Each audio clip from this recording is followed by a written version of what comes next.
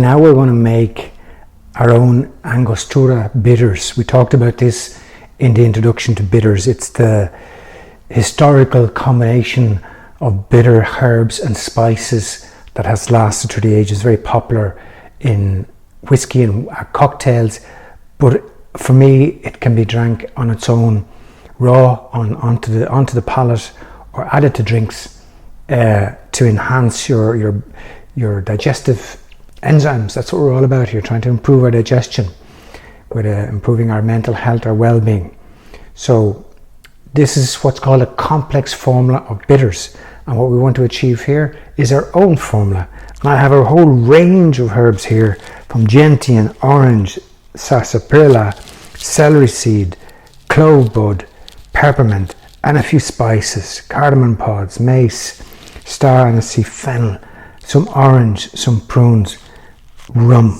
This is the one I have been brewing here for about 2 weeks in preparation for this lesson, and it has orange and prunes in there. You can see it has. I'm just really looking forward to tasting that. So we will decant that, or strain it is the right word. We'll strain that later. So let's get on with our what I call Dublin bitters. We're here in Dublin, Ireland, and why not call it Dublin bitters? Angostura is a city in Venezuela where this formula was originally invented. So I just need a jar. Oh, my jar is here. How handy is that? My assistants are obviously working very hard.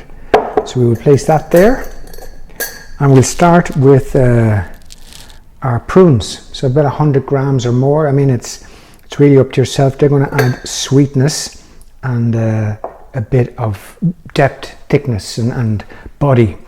So we need a bit of sweetness in there to blend the herbs, particularly the spices.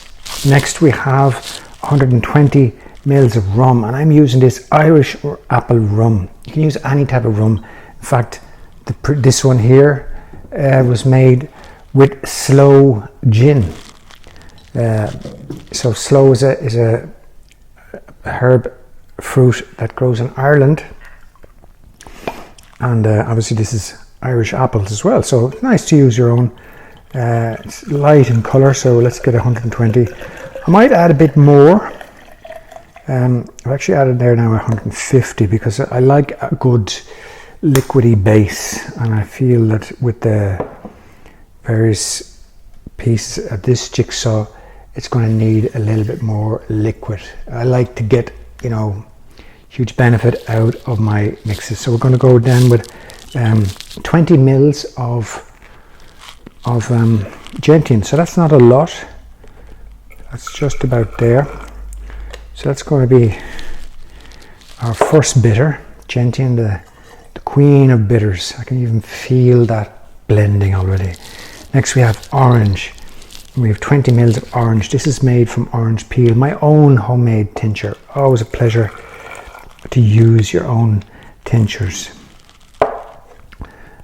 The recipe, of course, will be attached to this lesson, so don't worry too much, because sometimes I vary things when I'm live and I'm making. This is 10 mils of sarsaparilla, which is a great blood cleanser, and a bitter. Okay, we're starting to get a bit of complexity, and next we have 10 mils of celery seed. Celery is also bitter. You could add celery, raw celery to this, as I'm going to add cardamom pods and other dried herbs, and 5 mils of clove. Clove being very spicy and bitter.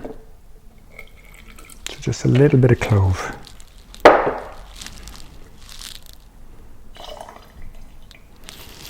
Now I'm going to add,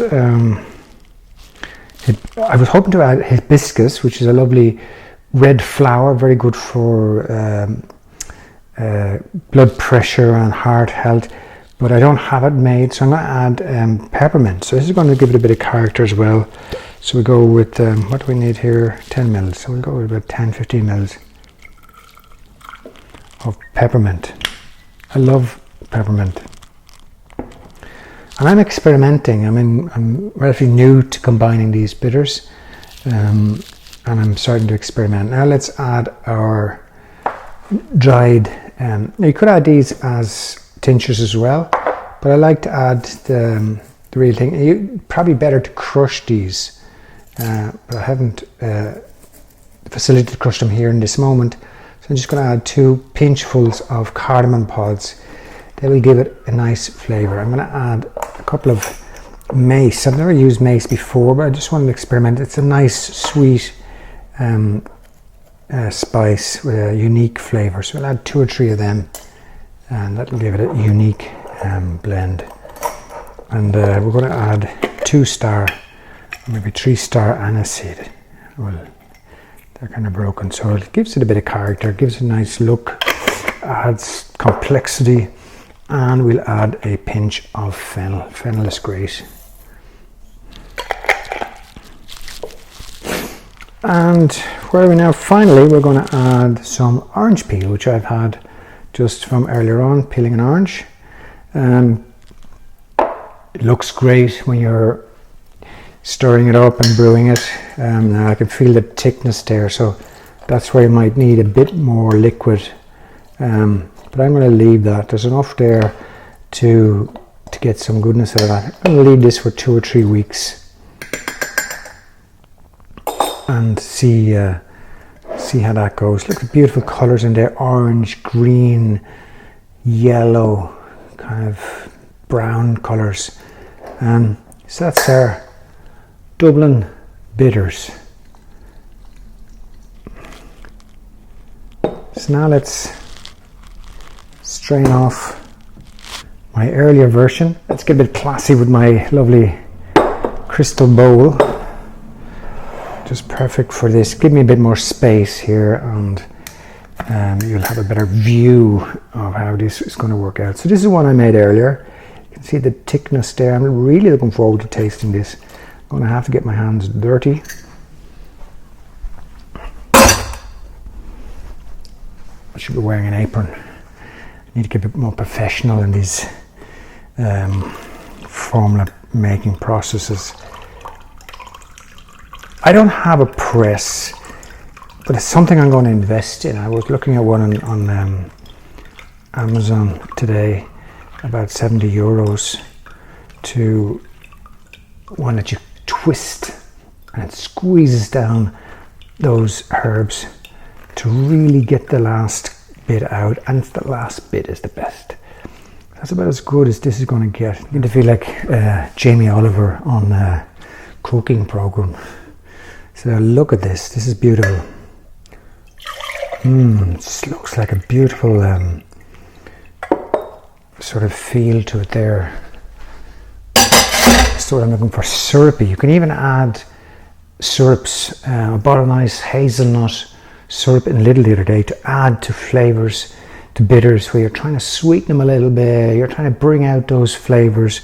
And let's see what this tastes like. Forgive me for my bad table manners. Oh wow, you can feel the taste of citrus, gentle bitterness.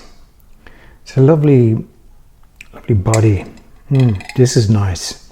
This won't last long.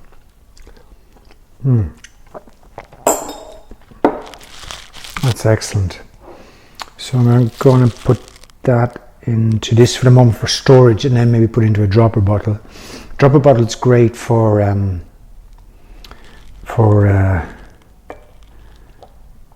consumption when you're dropping it onto the tongue. It's the way I like to take bitters at night. I have a habit of taking bitters at night before I go to bed. Just kind of stimulate the tongue, stimulate the digestive enzymes. I don't know what it is. It's something for my nervous system. Really helps me sleep. And when I wake up during the night, I like to take something bitter. It allows me to go back to sleep quite quickly. So here again, I have a little label made. Got my Dublin bitters. 2 versions of the Dublin bitters, this one and the one we just made. So we'll put that little label on there, and there we have it. in place of Angostura bitters, which is world famous, now we have Dublin bitters. I'm sure I'm not the first to call it a Dublin bitter, to create a bitter called Dublin bitter. So I might have to get a bit more unique in the name, but that's what we have. A unique formula, a beautiful taste with bitterness. So you're really bringing more skill, more knowledge, more complexity. You're beginning to understand the different flavors: peppermint, gentian, bitter, cardamom, mace, fennel, orange. Bringing all those flavors and textures together to create your own digestive formulas. Anything that's good for digestion is good for well-being, good for the nervous system, good for the gut microbiome, the whole gut, brain, body, mind connection. That's where we're going with this.